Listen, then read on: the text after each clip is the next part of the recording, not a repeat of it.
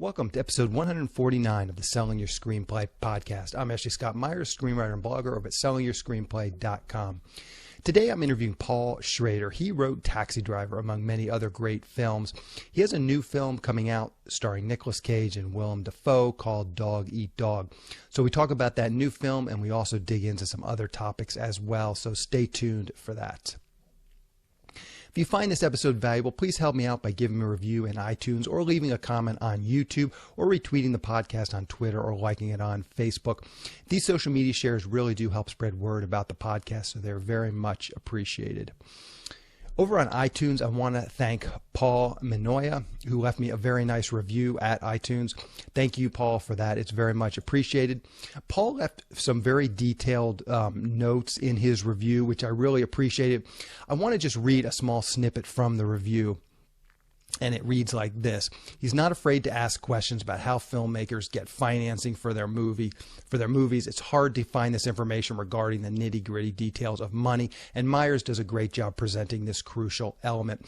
This is great feedback for me to hear. Again, it's nice just to hear and to just hear that someone appreciates what I'm doing, but really I have no way of knowing what aspects of the podcast, what aspects of the interviews people like and don't like. So please do let me know if there are specific things you like or don't like. Obviously, I'd prefer if there's something you don't like, you can tweet at me or you can send me an email, info@sellingyourscreenplay.com. But really, any feedback is very much appreciated. And especially if you have something positive to say like Paul did, it's very nice to see these public comments on places like iTunes. So thanks again, Paul, for that very nice feedback. The main thing I've been trying to improve lately with the podcast is the audio quality. I've had a number of people mention to me that the audio quality wasn't always good, and I kind of know it just from editing them together. So I've really been trying to improve upon that. And again, that's really from the feedback that I get. I had a conversation with a couple of friends a couple of weeks ago about, what parts of the podcast were popular. I always try and give kind of a recap about what I'm working on. And then there's also the interview. I've had some people say, hey, can I just get the interview without all the other stuff? And I've had some people say the opposite, where they actually like hearing what I'm working on and my details. So getting this kind of feedback, it really does help me pilot the podcast. It helps me decide kind of what I'm going to talk about and what I'm going to present. I mean, I'm getting close to 150 episodes. So, it might be time to kind of retool and restructure things. So again, any and all feedback, very much welcome. If you have positive feedback and you wouldn't mind sharing it on iTunes, that's very much appreciated. If you don't want to share feedback publicly, that's totally fine too. Just send me an email. Again, that's info@sellingyourscreenplay.com. Couple of quick notes. Any websites or links that I mentioned in the podcast can be found on my blog in the show notes. I also publish a transcript with every episode in case you'd rather read the show or look at something later on. You can find all the podcast show notes at www.sellingyourscreenplay.com/podcast, and then just look for episode number 149. I continually build out the SYS script library. Nell Scannon sent in Empire of the Sun, so thank you, Nell, for sending that script in. If you have a screenplay that you do not see listed in the SYS script library, please do email the scripts to me. The SYS script library is completely free. We have over 1,000 scripts in the library, many hit movies, many award-winning television shows. All the scripts are in PDF format, so you can download and read them on whatever device you use. Just go to sellingyourscreenplay.com/library. Again, that's sellingyourscreenplay.com/library. If you want my free guide, How to Sell a Screenplay in 5 Weeks, you can pick that up by going to sellingyourscreenplay.com/guide. It's completely free. You just put in your email address and I'll send you a new lesson once per week for 5 weeks, along with a bunch of bonus lessons. I teach the whole process of how to sell your screenplay in that guide: how to write a professional logline and query letter, how to find agents, managers, and producers who are looking for material. Really is everything you need to know to sell your screenplay. Again, just go to sellingyourscreenplay.com/guide. Quick few words about what I'm working on. So once again, the main thing I'm trying to push through is post-production on my crime action thriller film, The Pinch.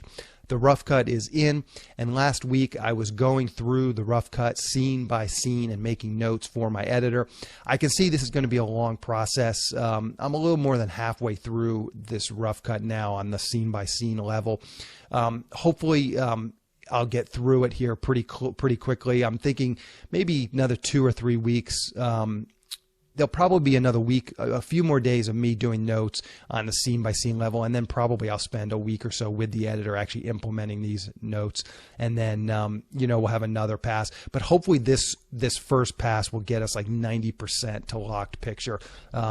And then, once we get the lock picture, there's a whole bunch of then sort of very technical things that I still need to do, but I'll feel pretty good about things once the locked picture is done, because there's still quite a bit of work. I mean, I can definitely see there's going to be a lot of sitting with the editor and just going through things. We have the title sequences to figure out. That's a matter of like coming up, figuring out which music is going to play, and that really sets the tone. There's an opening title sequence, and we still have to edit that together. The editor kind of wanted me there just so I could kind of tell him what I was thinking about. And that's not going to be, that might take us a day to just edit that title sequence if we're lucky. Because obviously it's at the beginning of your movie. You want it to look good. So we're going to spend a good bit of time on that. Anyways, though, as I said, there's going to probably be a couple of rounds, 2 or 3 rounds of these notes. And I would say if we can get those done in the next month or 6 weeks, get to lock picture, we'll be doing pretty good. So that's what I'm working on. Now let's get into the main segment. Today I'm interviewing screenwriter and director Paul Schrader. Here is the interview. Welcome, Paul, to the Selling Your Screenplay podcast. I really appreciate you coming on the show with me today. Thank you. So to start, maybe we can just dig into your latest film, Dog Eat Dog, starring Nicolas Cage and Willem Dafoe. Maybe to start out, you can give us a quick pitch for the film. What's this film about? Well, it's a rather transgressive affair. Ostensibly, it's a crime film, I guess.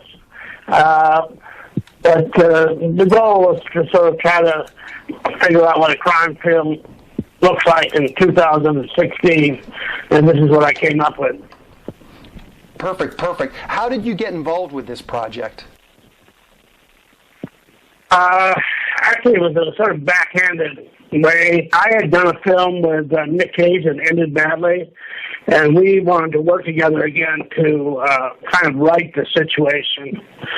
And so I was sort of looking for something that Nick might want to do, and I read the script. It was unattached, and I thought, maybe Nick would want to do this one. And I sent it to him, and he said, yeah, I do want to do it. The best character was this character, Mad Dog. And he said, no, but I don't want to play Mad Dog. I just played a crazy person. I'd rather play Detroit. So that's how it started. But I didn't really I hadn't really planned on doing a crime film. I'm not a crime film director. Mm-hmm. And so then I now had this movie, and I had to figure out what a crime film looks like today, after Scorsese, Tarantino, Guy Ritchie. Mm-hmm. Now that's the challenge. Now you said you had this script and then got it to Nicolas Cage. How did you actually get this script? Are people just constantly passing you scripts? You're always reading material. How did this script actually? No. My agent sent me the script. He said it's not set up, but you might be interested in it. Yeah. And is that, I get a lot of writers coming to me kind of asking me, how can I get in touch with this director or that director? Is that the typical flow of how material gets to you? You send it to your agent and then your agent will disperse it to you?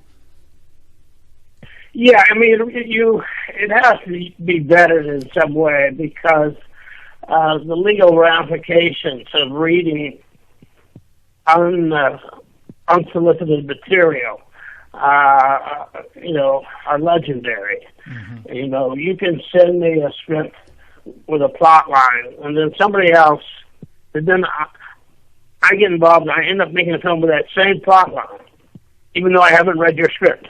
But now I'm in a lawsuit with you. So, that's the reason why writers are always told never read cold submissions. Mm-hmm. So now going back just to the script, so now you've got some interest from Nicolas Cage. What really attracted you to this project? You just said you weren't a crime thriller director. What was really attractive was a chance to do a film with Nick that I had final cut on. After Dying of the Light, I couldn't go back to him if I didn't have final cut. So I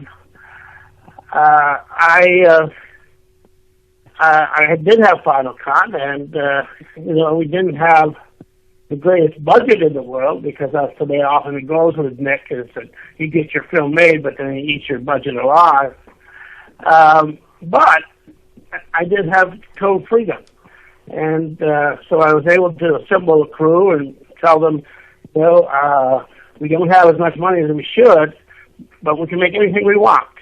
And, let's respond to, financial difficulties with imagination. Mm-hmm. And I want to ask, and this kind of gets, I think, at the heart of this movie, just sort of the age-old screenwriting question: what's more important, story or character?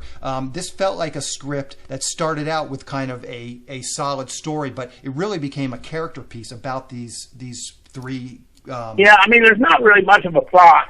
The book had 3 acts. I had to cut it back to 2 in order for budget reasons. But the structure of it is really kind of aimless in a way. There's a prologue. There's a setup for a first crime. Then there's the first crime. Then there's an intermission at the casino. Then a setup for a second crime, the second crime, and then an epilogue. And it isn't a classically well-structured movie. It's much more like a kind of jazz riff that keeps improvising on itself. And if you haven't been told about the film, you're not going to figure out where it's going. Yeah. So how do you decide in a case like this what scenes to use if you're balancing the story elements with the character? Like the opening scene with Willem Dafoe, when that started, I'm thinking he's going to be the antagonist. I'm thinking maybe he's even going to be the protagonist. How do you make those determinations of what scenes to keep from the book, what scenes to not keep? Well, I mean, in this day and age, with these budgets we have, you try not to film anything that isn't going to be on screen. Mm-hmm. So, and more I've been able to do that. There's nothing on the cutting room floor, dog eat dog. And Affliction was the first film I did where no scenes on the cutting room floor. So you have to sort of do that now. But you're asking me a writer's question, and I'm not the writer. Matthew Wilder is the writer of this screenplay. And so, I have adapted books, and so I have addressed that question, but I did not adapt this book. Yeah. Did you read the book in preparation for this, or you've only read the screenplay? No, I read the book because I had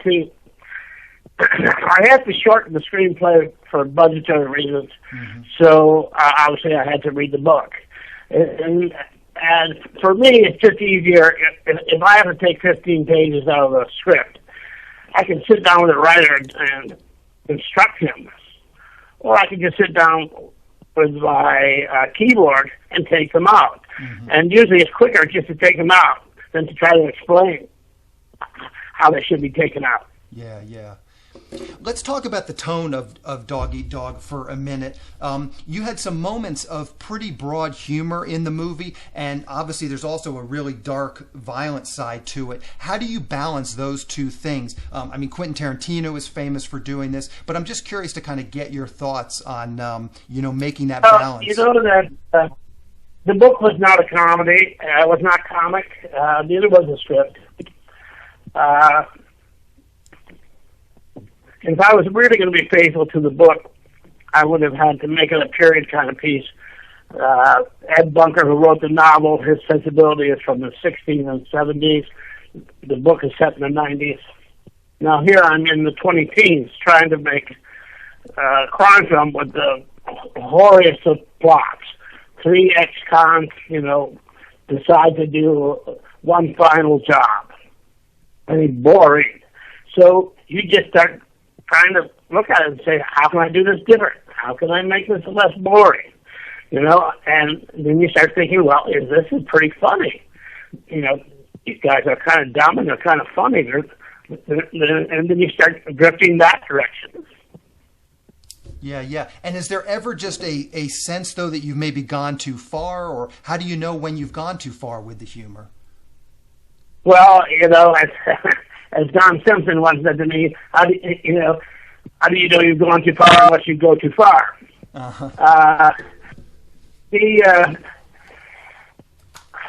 get a sense of it. I have historically in films, gone a little too far. Penny Marshall once said to me, he said, your problem is that you do films where you go right up to the line and then you hesitate and then you step over it. So I know there are people who would say I went too far on this one, but I just felt that not going too far was not an option. There's just too many dumb crime films, and they're all the same, and who bothers to watch them? They're endlessly on VOD and TV. The only thing you can really do anymore to compete is to be divergent. Mm-hmm. I'm curious to get your thoughts on someone who's trying to be a screenwriter and an artist. How do you balance sort of the artistic integrity of a project versus the practical realities of the business? I know in my own writing career, it's constantly a battle. You get notes from people who you just think don't understand sort of what you're trying to do as an artist. But you've had a great career kind of really creating some really interesting artistic movies. And just maybe there's some advice you could give us on how you've been able to kind of traverse that landscape. Well, there's advice I could have given 40 years ago. There's advice I can give now. It's not the same advice. 40 years ago it was possible to kind of work the machine. Now, now that movies have lost their special relationship with capitalism, it is possible to make a film for $50,000, but now it's possible to lose $50,000. Mm-hmm. It's possible to be a filmmaker and have credit after credit and be in debt. Whereas in the past, if you made films, even if they flopped, you made money. So, as Francis Coppola said, to be a filmmaker today, you have to have a day job. It doesn't really pay anymore. So if your young hypothetical writer is trying to make a living, then I guess that's all that matters. If somebody pays them, it's like writing copy for an advertising company. If you need the money, you need the money. Mm-hmm. If you don't need the money, then another discussion emerges. Yeah. No, there's a great quote from Jack London, and that's exactly what he said, is I write purely for the money. So I guess that's kind of the heart of what you're getting at. So on a case like Dog Eat Dog, you went into it and you said you did get final cut on the film, and they just based on your reputation and your experience, they said, we're going to let you have it. Based on the fact that I thought I could get Cage. Cage can finance a film, and I couldn't approach Cage without final cut. I see. Because of what had happened to us last time. Yeah. So I see. Okay, perfect. So I said to the producer, I think Nick Cage might want to do this, and I know Nick and I want to do something together, but I cannot approach him unless I have final cut. Mm-hmm. So maybe take us back a few years, and I'd be curious to just get your take on how you've handled notes from higher ups. And it doesn't sound like in this particular case with Dog Eat Dog, it's a concern since you did have final cut on it. But just how do you in general handle notes from development executives when you don't necessarily agree with them? Times are changing. There was a time in the past where the notes were relatively intelligent, and you could use them and argue with them and discuss them. In the last 10 years, there's a lot of money that's come into the entertainment business that isn't really film money anymore. These are people who don't watch films. In fact, people who don't even like films, but are investing in films for a number of reasons. So the notes you're getting from them are really problematic because they have no idea what a film needs to do to make money. They just have this idea of a film that made money once before, a different film. So it's hard. I mean, if you talk to real film people and you say something like, "We can't do that, it's been done too many times," they'll get that. If you talk to one of these money guys and you say, "We can't do that, it's been done too many times," and they say, "Yeah, but it makes money." Well, they're wrong. It doesn't make money. At some point, it just stops making money, and they don't know when that's going to be. But you, as an artist, have a much better sense of when a certain game is up and you need to change the rules. Yeah. So what's do you have any last parting advice for screenwriters who are trying to break into the film business? Well, I mean, it's the same advice I've had for a long time, which is that screenwriting is not, in fact, writing. It's part of the oral tradition. And it doesn't really matter how good a writer you are. It matters how good you can tell a story. Mm-hmm. And, your story should begin as an oral storytelling. And if you can tell a story to somebody for 45 minutes and keep them interested, you have a movie. Yeah. And maybe at that point you should think about writing it. Yeah. So nice advice. How can people see Dog Eat Dog? Do you know what the release schedule is going to be like? Yeah, it opens in New York, LA, the 4th of November, 10 other cities a week later, and then it hits all the platforms right after that. Okay, perfect. Well, Paul, I really appreciate you coming on the show and talking with me today. Great interview. Thank you very much. All righty. Thank you. Thank you. Thank you. We'll talk to you later. Bye. A quick plug for the SYS Screenwriting Analysis Service. It's a really economical way to get a high-quality professional evaluation on your screenplay. When you buy our 3-pack, you get evaluations at just $67 per script for feature films and just $55 for teleplays. All the readers have professional experience reading for studios, production companies, contests, and agencies. You can read a short bio on each reader on our website, and you can pick the reader who you think is the best fit for your script. Turnaround time is usually just a few days, but rarely more than a week. The readers will evaluate your script on 6 key factors: concept, characters, structure, marketability, tone, and overall craft, which includes formatting, spelling, and grammar. Every script will get a grade of pass, consider, or recommend, which should help you roughly understand where your script might rank if you were to submit it to a production company or agency. We can provide an analysis on features or television scripts. We also do proofreading without any analysis. We will also look at a treatment or outline and give you the same analysis on it. So if you're looking to vet some of your project ideas, this is a great way to do it. We will also write a logline and synopsis for you. You can add this logline and synopsis service to an analysis, or you can simply purchase this as a standalone product. As a bonus, if your script gets a recommend from a reader, you get a free email and fax blast to my list of industry contacts. This is more than 5,000 production companies. This is the exact same blast service I use to promote my own scripts, and it's the same service I sell on the website. It's a great way to get your script into the hands of producers who are looking for material. So if you want a professional evaluation of your screenplay at a very reasonable price, check out www.sellingyourscreenplay.com/consultants. Again, that's sellingyourscreenplay.com/consultants. In the next episode of the podcast, I'm going to be interviewing Craig Van Sickle. He is a television writer and producer, and one of his many creations was the hit TV show The Pretender, which ran in the late 90s. He's got a ton of great stories and great advice for people who are looking to write for television. So keep an eye out for that episode next week. That's the show. Thank you for listening.